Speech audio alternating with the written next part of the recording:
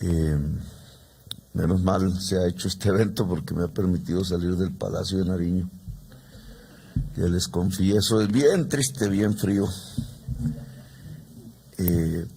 y dialogar con ustedes temas que yo creo que pasan de una fase que hemos recorrido incluso conjuntamente en todos estos años a otra, que es más difícil, más compleja, que hay que valorar, que traerá sus virtudes y sus problemas, como todo, como siempre.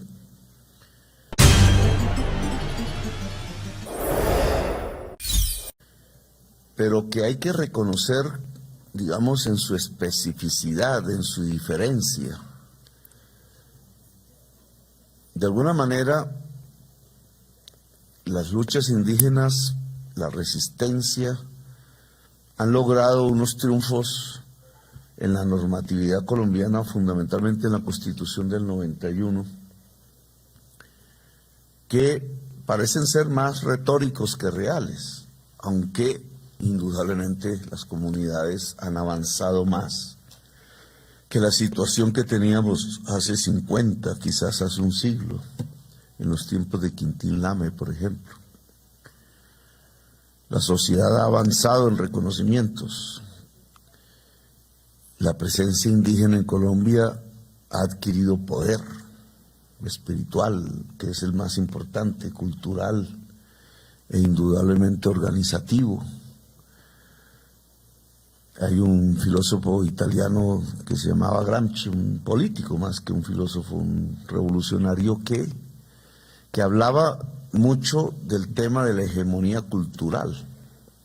La hegemonía no la concebía él como la concebimos nosotros en términos de dominación, sino en términos de seducción.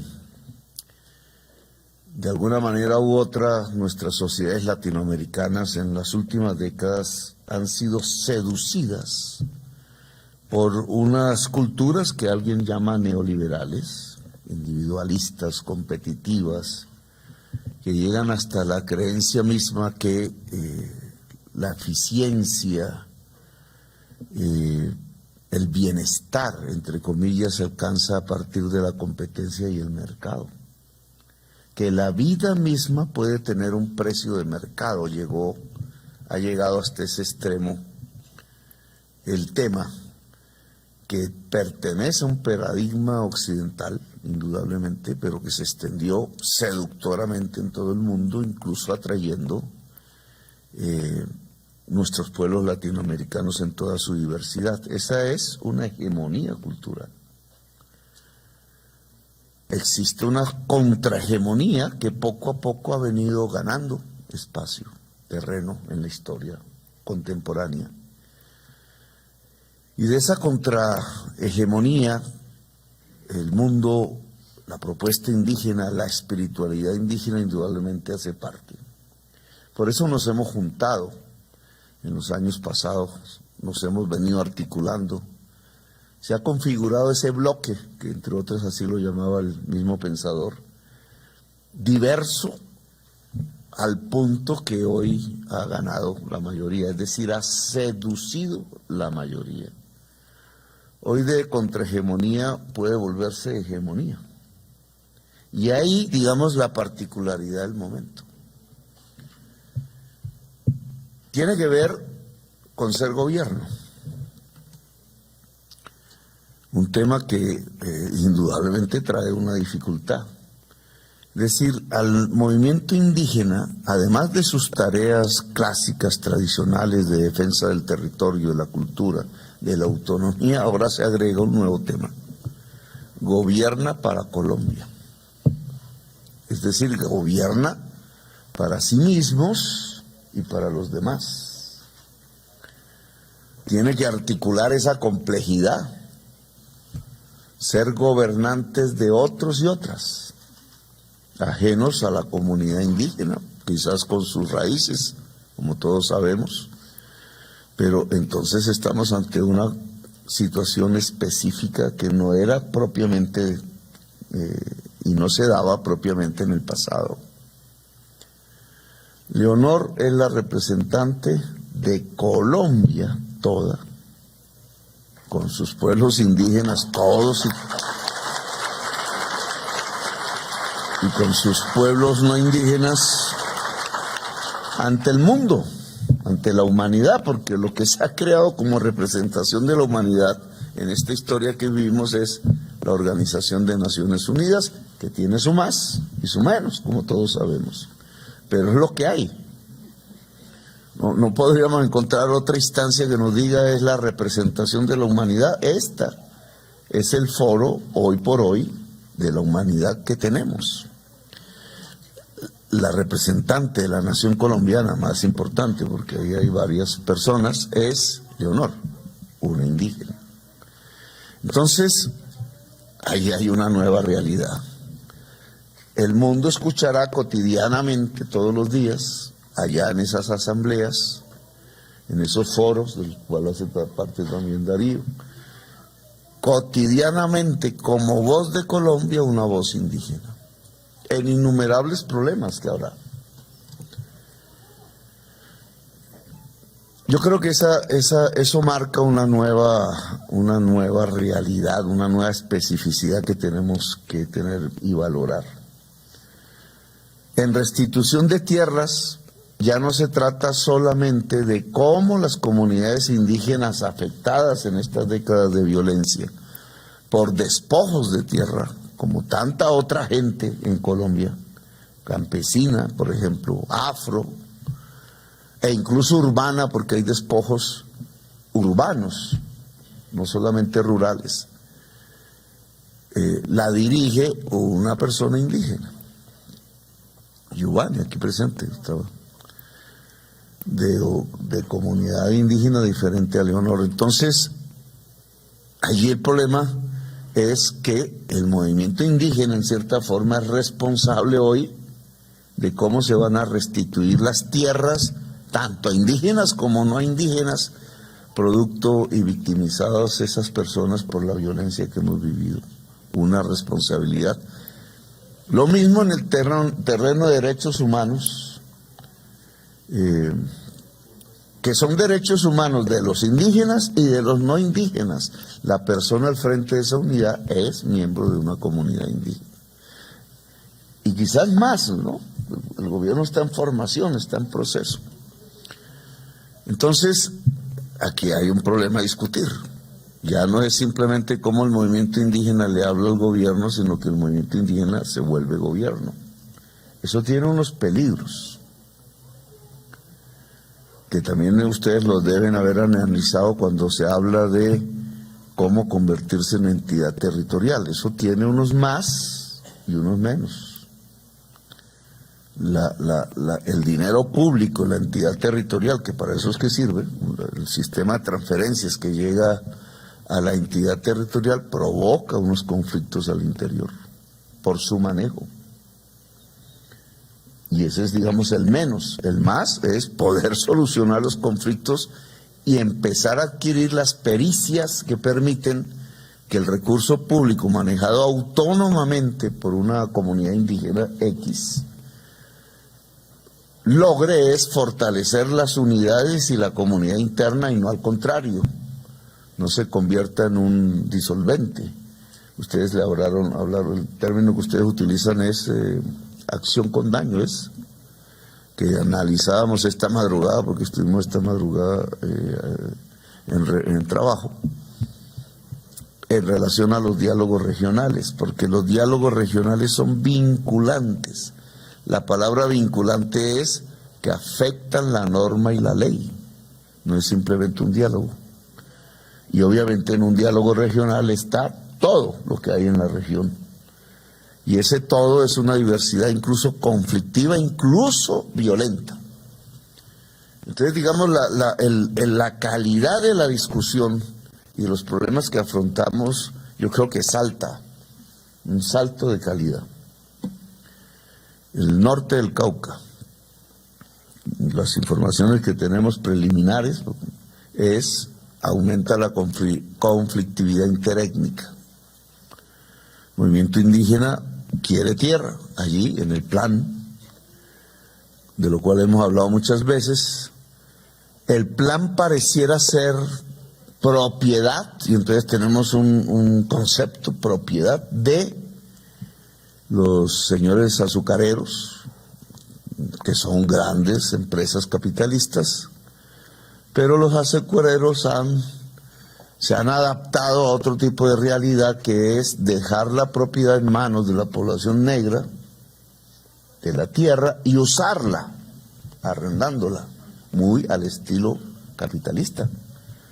Capitalismo desarrollado en el agro no es propietario de la tierra. Incluso llegaban, los más avanzados capitalistas llegaban a pedir una tierra nacionalizada, porque a ellos les interesa no la propiedad, sino el uso. Y obviamente en el norte, que se ve bien este tema, su uso es monopólicamente casi la caña. Y allí estalla el conflicto. Entonces el movimiento indígena, tras la propiedad, cree que lucha contra el capital y resulta que se estrella es contra el otro elemento que tiene la propiedad, que es el pueblo afro. ¿Cómo se resuelve el problema? Pues complejo, eso no es fácil, aquí no podríamos decir 3 frases y ya se solucionó. El diálogo regional que se ha propuesto de cara a construir el Plan Nacional de Desarrollo en ese mismo territorio podría ser un instrumento para encontrar soluciones, o podría agravarlos, que es la acción con daño. Además, porque allí no solamente están las fuerzas sociales, sino las fuerzas armadas, en términos generales, de todo tipo, cruzadas ahí, aprovechando, tratando de sacar ventajas de tipo militar sobre una conflictividad social. Entonces digamos, tenemos que pensar en términos de gobierno. Y yo los invitaría a pensar en términos de gobierno, como cuando, antes de los españoles, que ahora se volvió famoso esto por sacar la espada de Bolívar, digamos, los imperios de la historia que nos cuenta, mucha de esa historia olvidada, perdida, pues gobernaban. Digamos, el movimiento indígena gobernaba el territorio. El movimiento, digámoslo, las culturas indígenas precolombinas, las confederaciones, imperios, como le llama Occidente. Los indígenas no se llamaban a sí mismos imperio, se llamaban con otras lenguas, esos conceptos son occidentales, pero de alguna manera había un gobierno aquí antes de España, roto por España, y ahora en cierta forma, quizás con trozos, con jirones, pero aquí otra vez se nos plantea el mismo problema de antes de los españoles: gobernar Colombia, gobernar América Latina, co-gobernar el mundo, porque no se puede gobernar un país sin una visión de todo el planeta Tierra. Darío pone un tema que yo estaba pensando, bueno, coincide, porque el tema de la crisis climática, que es producto del capital, ¿sí? Porque eso hay que ponerlo, eso no es un fenómeno natural, no porque sí o porque el mercado carreta, no, es unas formas de producir y de consumir con unas responsabilidades claras en un sector de la humanidad, la más rica, la que ha producido unas circunstancias de ruptura de equilibrio con la naturaleza tales que podemos perecer todos, pues se extingue la especie humana. Eso lo dice la ciencia occidental, el paradigma científico clásico occidental. Pero eso ya lo decían los indígenas. Y entonces nos parece, y es un poco su concepto, es que se ha encontrado en la historia, ahora, en estos días, que el paradigma científico occidental coincide con la concepción del mundo indígena, que ya lo había anunciado antes. Por eso yo recuerdo a los uguas, era joven, recuerdo Roberto Covaría, yo me acuerdo cuando él decía es que, porque ellos se oponen a una exploración petrolera, ¿cierto? En ese momento, allá en su territorio.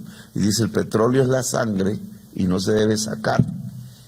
Dice él, y empieza una lucha muy, para mí, marcadora, porque yo acababa de llegar de estudiar de Europa y una especie de exilio y me encontré con esa lucha y yo coincidí ahí mismo.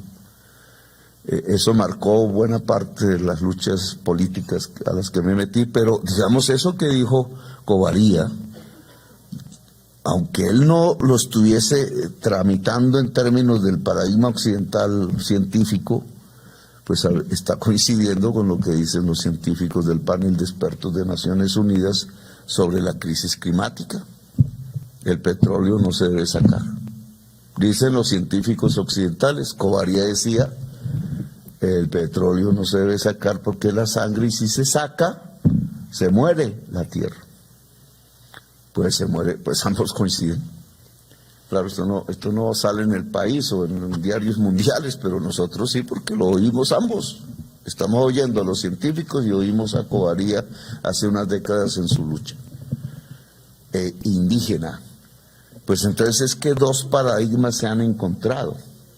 Ahora, ¿cómo eso se resuelve armónicamente? ¿Cómo ese encuentro hoy entre ciencia occidental y concepción indígena lo podemos volver armónico y volver poder y volver transformación? Porque se trata de que no desaparezcamos de la tierra, creo yo.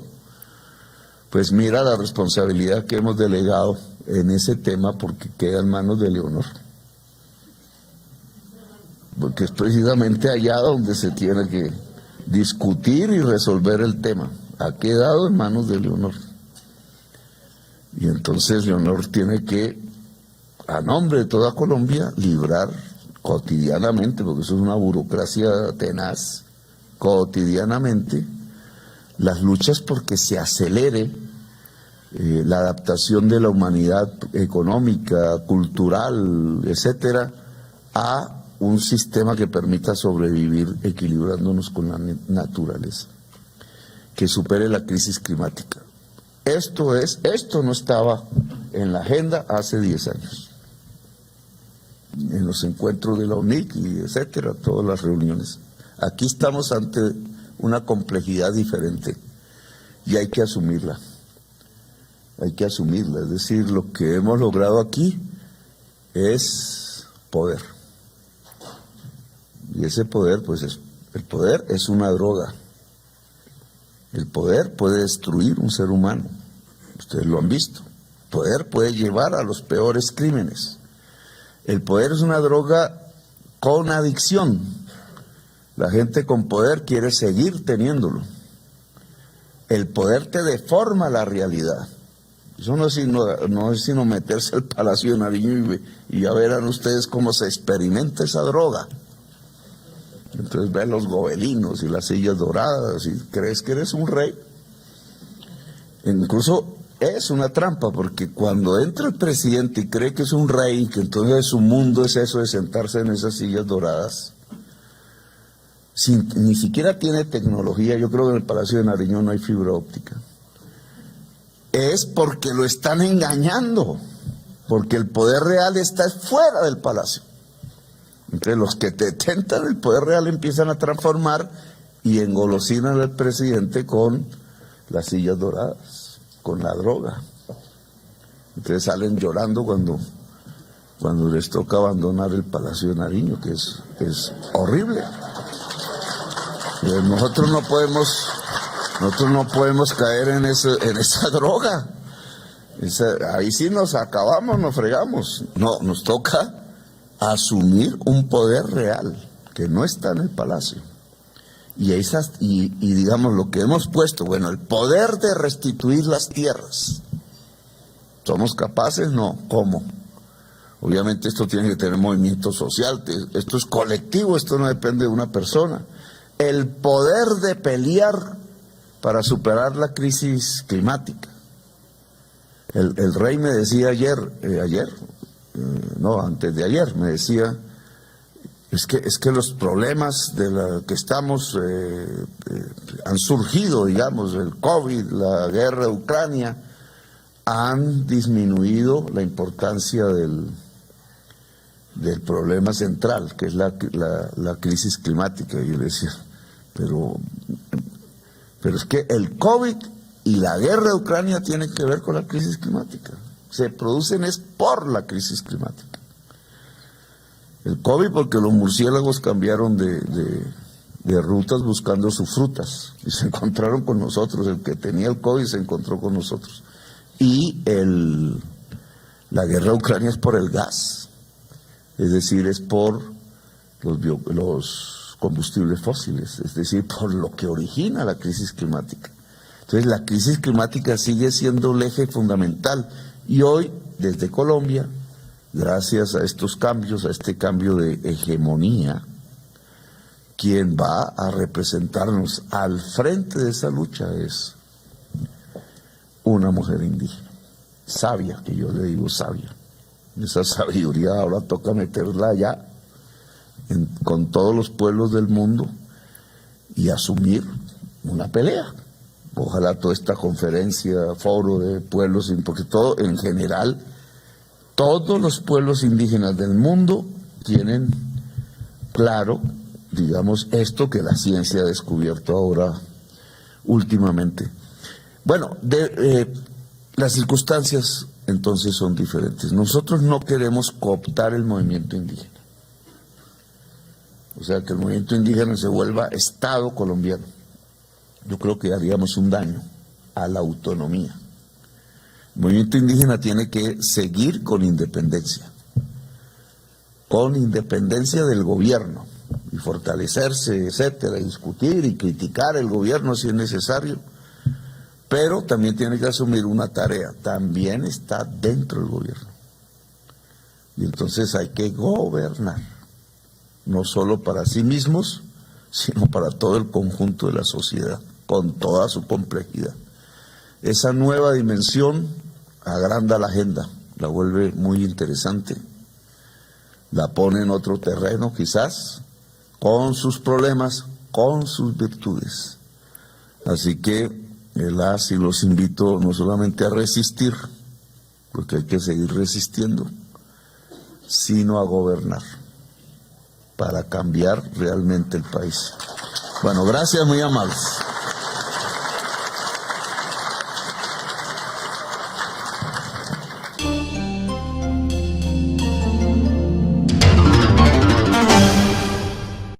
Si te gustó escuchar este artículo, suscríbete a nuestro canal, 90 Segundos Noticias. Recuerda, activar la campanita, darle compartir y dejarnos tu comentario. Gracias.